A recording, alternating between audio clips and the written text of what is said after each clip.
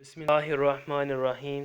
السلام علیکم۔ آج کی ویڈیو میں آپ کو ایک ایسا قرآنی وظیفہ بتایا جائے گا جو آپ کے لیے امتحانات میں بہت ہی مددگار ثابت ہو سکتا ہے۔ شروع کرنے سے پہلے جو دوست اس چینل پر نئے آئے ہیں ان سے گزارش ہے کہ ہمارے چینل کو سبسکرائب کر لیں تاکہ آنے والی ہر ویڈیو کا نوٹیفیکیشن آپ کو موصول ہو جائے۔ تو چلیے شروع کرتے ہیں اپنا وظیفہ۔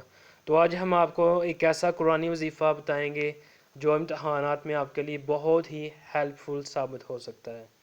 امتحانات میں سب سے زیادہ مسئلہ ہمیں یہ تب ہوتا ہے جب ہم پیپر کرنے بیٹھتے ہیں، جب کوئی بھی ہم کویشچن شروع کرتے ہیں لیکن اس کے جو آنسرز ہوتے ہیں وہ ہمارے ذہن سے نکل جاتے ہیں۔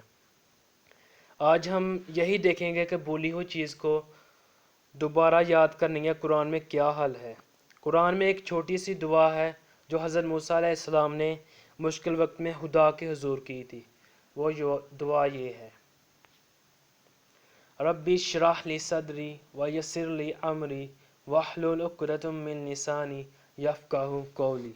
ایک دفعہ ہم اسے ترجمے کے ساتھ دیکھتے ہیں تاکہ ہمیں پتہ چل سکے کہ اس دعا میں کیا کہا گیا ہے۔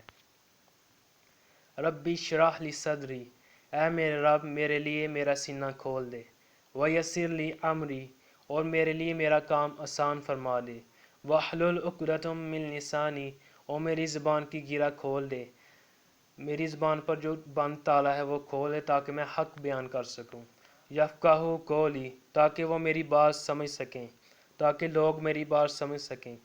تو اس ترجمہ سے ہمیں پتہ چلتا ہے کہ یہ دعا کتنی طاقتور ہے۔ اب ہم بات کرتے ہیں وظیفہ کی۔ یہ وظیفہ کیسے کرتے ہیں؟ پیپر شروع کرنے سے پہلے 3 مرتبہ اپنے درود ابراہیمی پڑھ لینا ہے، اس کے بعد بسم اللہ شریف پڑھنی ہے آپ نے، اس کے بعد 3 مرتبہ یہ دعا پڑھ لینی ہے، پھر آخر میں 3 مرتبہ درود ابراہیمی آپ نے پڑھ لینا ہے۔ میں دوبارہ ریپیٹ کر دیتا ہوں، 3 مرتبہ درود ابراہیمی آپ نے پڑھنا ہے، اس کے بعد 3 مرتبہ یہ دعا پڑھنی ہے آپ نے، پھر آخر میں 3 مرتبہ درود ابراہیمی پڑھ کر آپ نے اپنے سینے پر پھونک مارنی ہے تاکہ اللہ تبارک و تعالیٰ آپ کے سینے کو کھول دے۔ امید کرتا ہوں آپ کو یہ ویڈیو پسند آئی ہوگی۔ Thanks for watching.